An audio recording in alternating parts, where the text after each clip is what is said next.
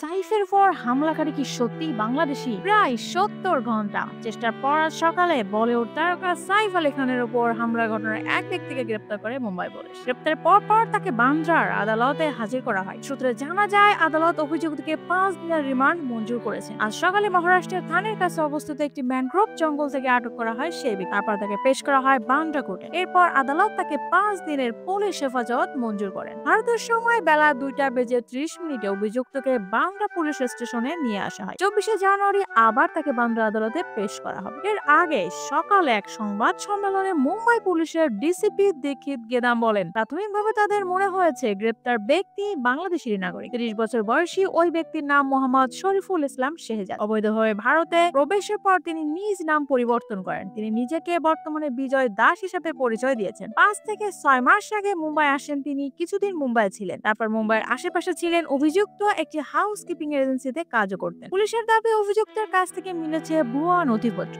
ভারতীয় নাগরিক হওয়ার পরিচয় দেখাতে পারেননি তিনি। অবশ্য গত বুধবার রাতে বলিউড অভিনেতা সাইফ আলী খানের উপর হামলা হয়। মুম্বাইয়ের বান্দ্রার তার বাড়িতে ঢুকে পড়ে দুষ্কৃতকারী। ওই হামলায় গুরুতর আহত হন অভিনেতা। প্রাথমিক তদন্তে পুলিশের ধারণা করেছিল ডাকাতির উদ্দেশ্য নিয়ে সাইফ খানের বাড়িতে ঢুকেছিলেন। অবশ্য পরে জানা যায়, প্রথম বাণী বান্দ্রার ওই বহুতল ভবনে প্রবেশ করেন ওই ব্যক্তি। সত্যি কি তিনি বাংলাদেশী? আপনাদের কি মনে হয়? অবশ্যই কমেন্টস করে জানাবেন।